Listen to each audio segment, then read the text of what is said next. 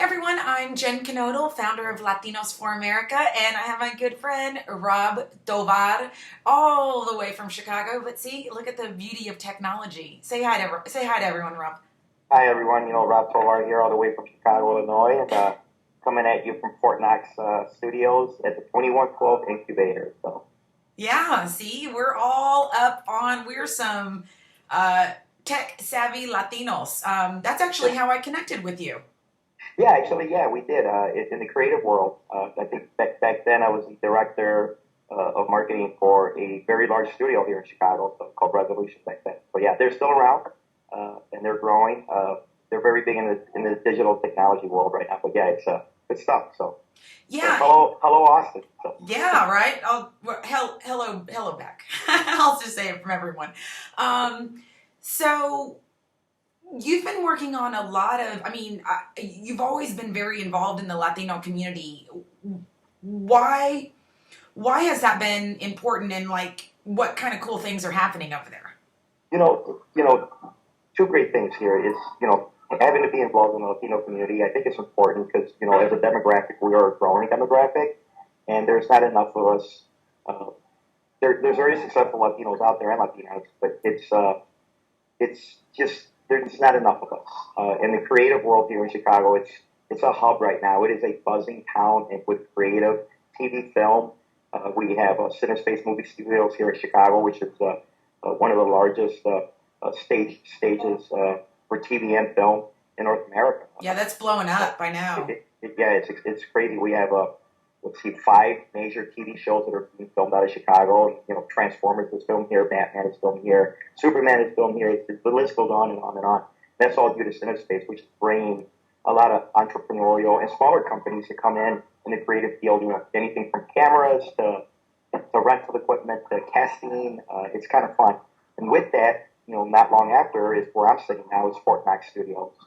So Fort Knox Studios is a fun place because it's a music hub. It's about 125 recording studios, all housed in one arena.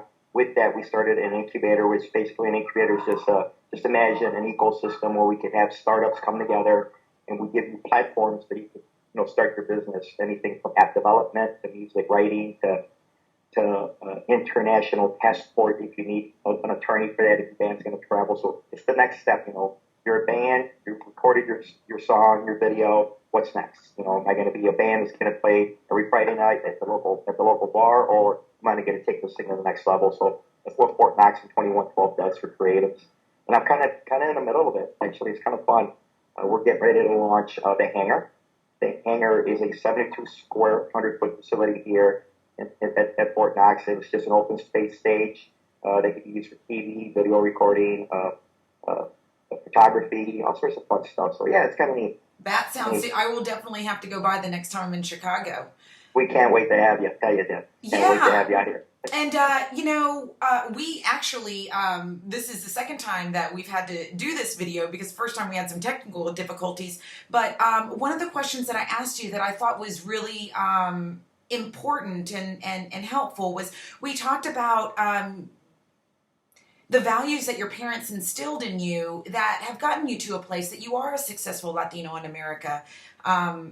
Yeah, tell me about that. Thanks for asking that one.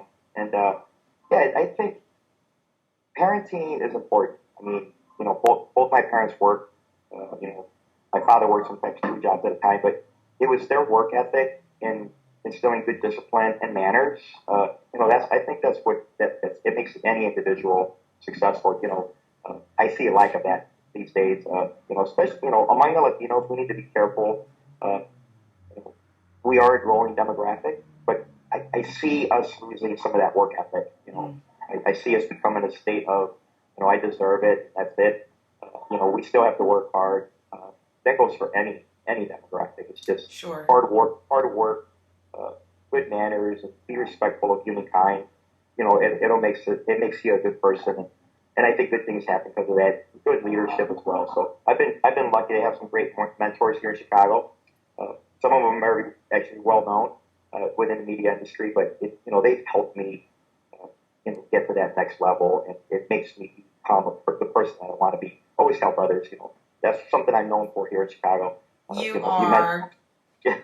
you mentioned, being involved in organizations. The Hispanic Chamber of Commerce is something I've always been a part of. Uh, but it's helping others when they need it, and walking the talk as well. Not just saying it, you got to actually do it. So, Right. That definitely so speaks louder than anything anyone says. So you talked about mentors, and that really, I definitely don't.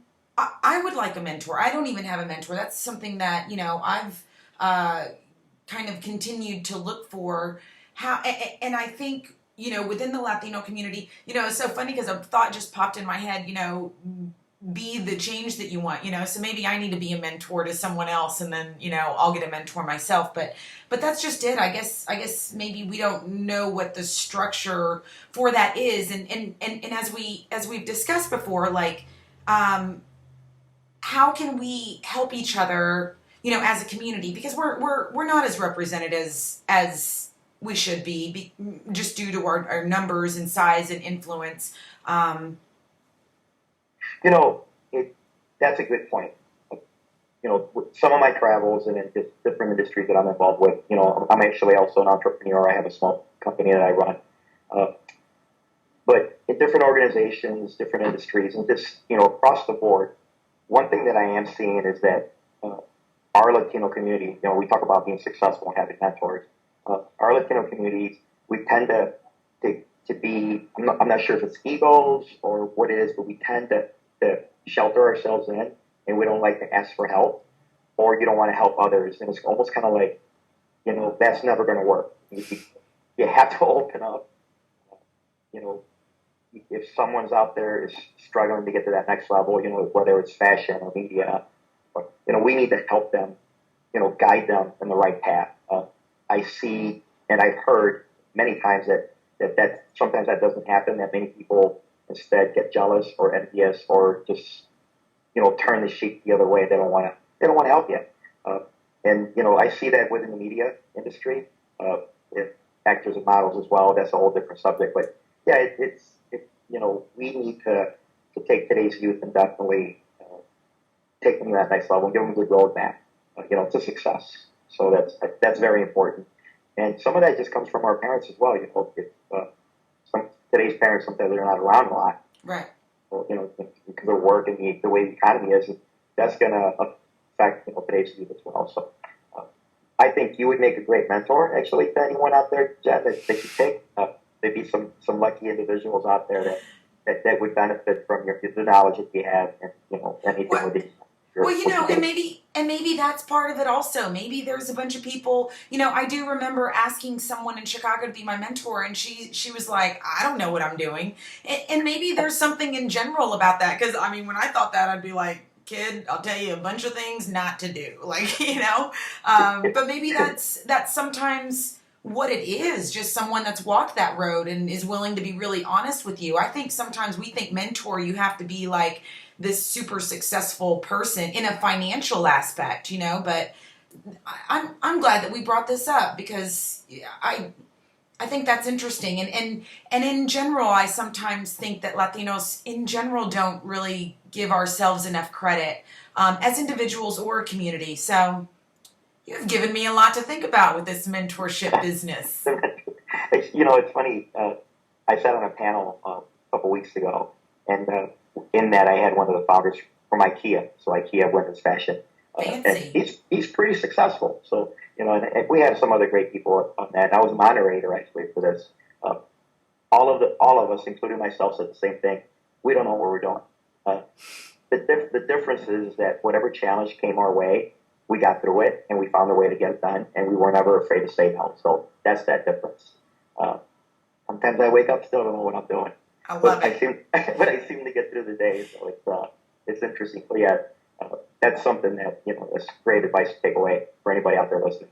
Yeah. Look at that. We're like spreading some life advice here. Is there anything I didn't ask you that you want to tell me about before we go? No, you know what? Hopefully I look forward to doing some more of these down the road. There's some really fun stuff going on out here in Chicago, and I'll keep you informed.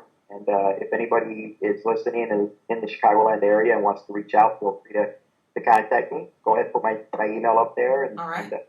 And if somebody wants to take a tour of the incubator or come visit Fort Mac, we'd be more than willing to do that as well. So there you go.